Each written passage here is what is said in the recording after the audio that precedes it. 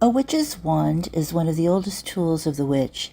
In some cultures and traditions, it's associated with the element of air. In others, it's associated with the element of fire. Howsoever you view it, the wand ultimately becomes the extension of the witch, and the energy generated between the wand and the witch is considerable and has the potential to be quite powerful.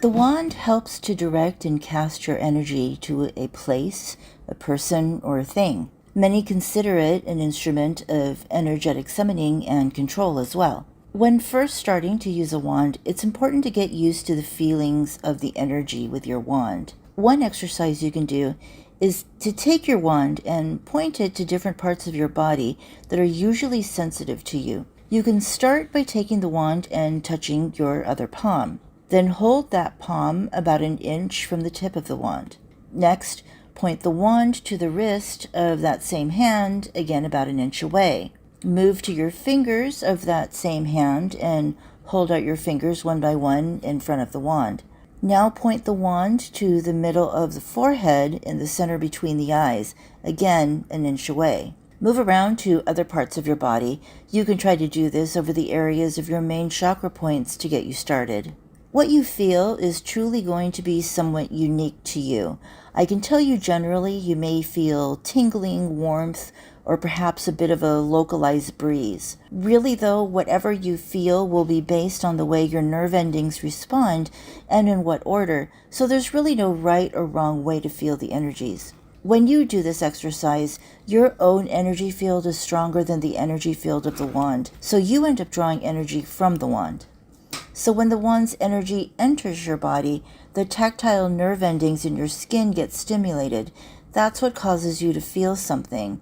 In this case, it's that warmth, tingling, or breeze mentioned earlier. This exercise will help you to visualize and experience how the wand can transfer energy to whatever you're charging. This is how you'll use the wand to direct energy to a person, place, or thing. According to Gypsy Elaine Teague, author of The Witch's Guide to Wands, the tip of the wand sends off positive energies, while the base of the wand sends out negative energies. Others consider the tip to be the male end used for projection, and the base the female end or receptive end. You may want to consider these different trains of thought when using wands in your spell work and follow what's best for you.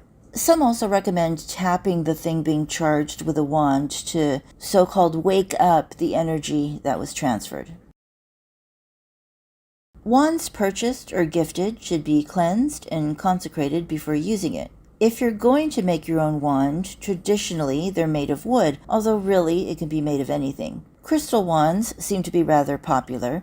Like with wood, as you'll see a little later, the type of crystal can help determine the type of spells you'd want to use it for. This happens to be a selenite wand. This is a Vogel wand, used for healing and energy work.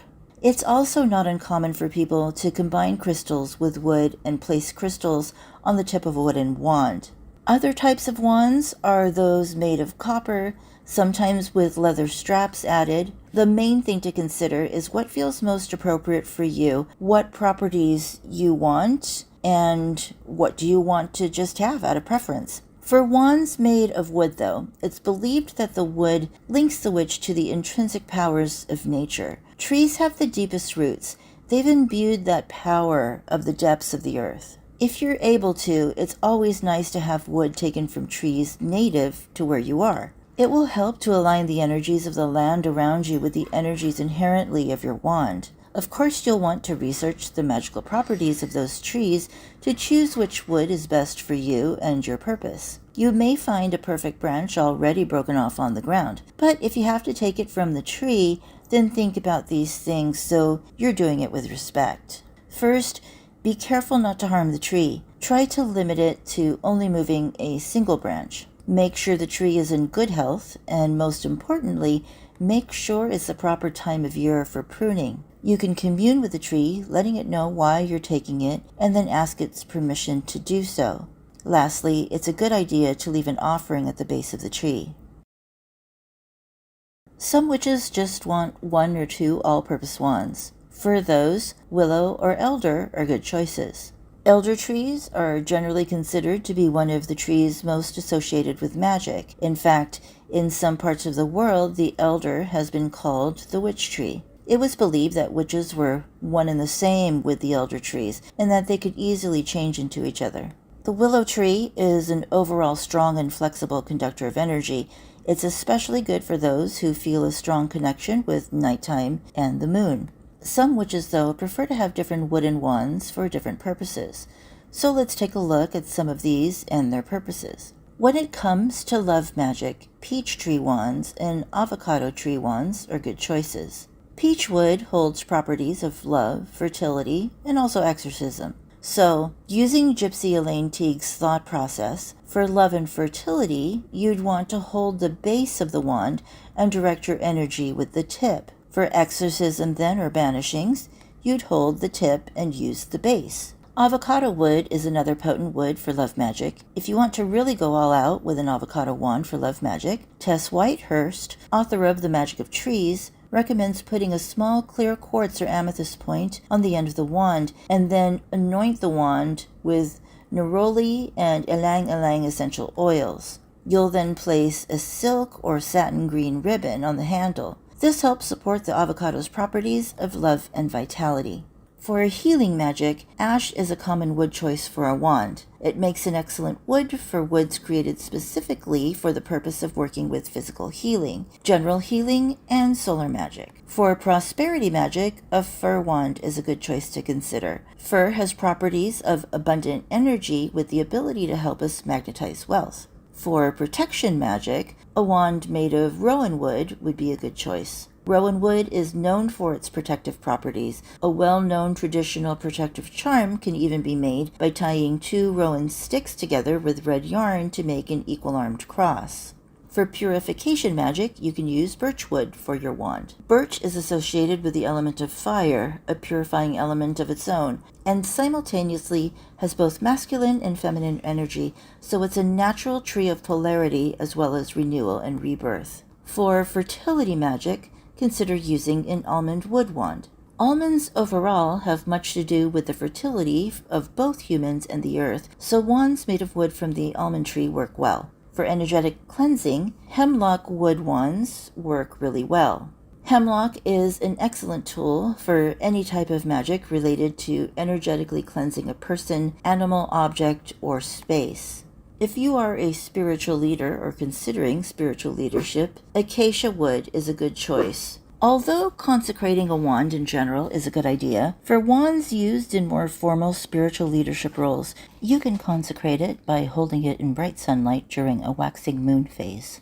As these types of roles are usually more associated with religious practices, it's at this time you can ask the divine to charge it and bless you with the confidence and authority you need to fulfill your role. If you work with the Fae, an applewood wand is a good choice to have. Wands made of applewood can open a portal between this world and the world of the Fae. When it comes to the shape of your wand, you'll want your wand to be relatively straight, although curves may sometimes be in order depending on both your personal taste and your purpose. For instance, I prefer my all-purpose wands to be a bit curvy, as it's reflective of the crooked path I walk.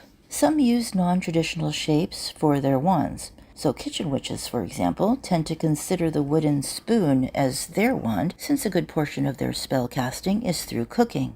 As far as weight goes, unless there's a specific purpose in mind, the weight is mostly about what is physically comfortable for you. Think about how you use the wand and test wands using your typical gestures to make sure it's not too heavy or awkward to use. For length, this can vary greatly depending on tradition, comfort, and preference.